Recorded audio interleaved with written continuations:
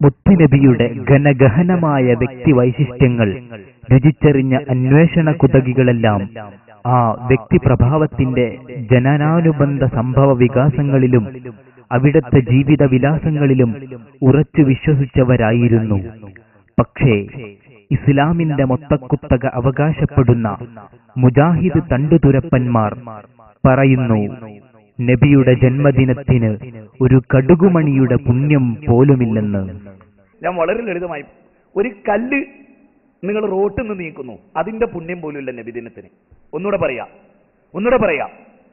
പറയാ, ഒരു ചെറിയ കല്ല് റോട്ടിൽ നിന്ന് അങ്ങോട്ട് നീക്കുന്നതിന്റെ പുണ്യം പോലും ഇല്ല ജന്മദിനത്തിന്, റസൂലിന്റെ ജന്മദിനത്തിന്. ഇനി ഒന്നുകൂടെ ക്ലിയറായി പറയാം, ഒരു നഖം വെട്ടിക്കളയുന്നതിന്റെ പുണ്യം പോലുമില്ല. മനസ്സിലായോ? ഒരാളെ നോക്കി അസ്സലാമു അലൈക്കും എന്ന് പറയുന്നതിന്റെ പുണ്യം പോലുമില്ല. ഒരാളെ നോക്കി ഒന്ന് ചിരിക്കുന്ന പുണ്യം പോലുമില്ല.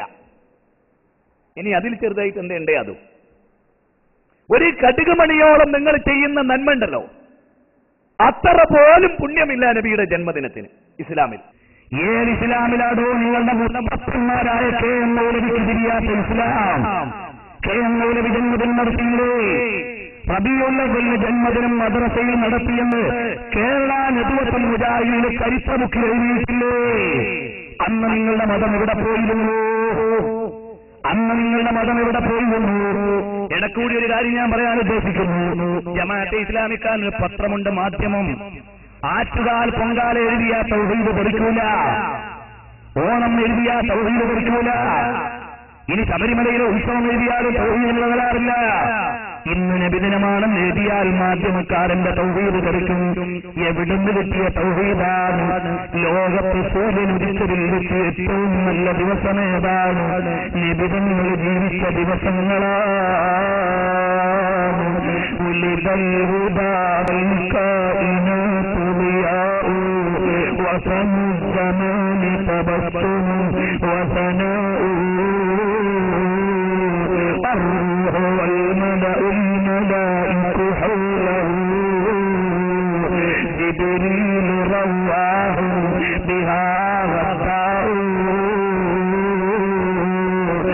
സല്ലല്ലാഹു അലൈഹി വസല്ലം തങ്ങൾ ജനിക്കുമ്പോൾ ലോകം മുഴുവൻ പ്രദീപ്തമാകുന്നു.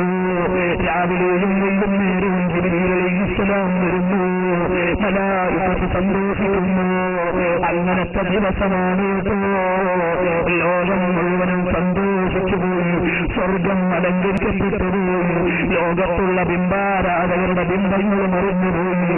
ഇതൊക്കെ ഇമാങ്ങൾ അടയാളപ്പെടുത്തി.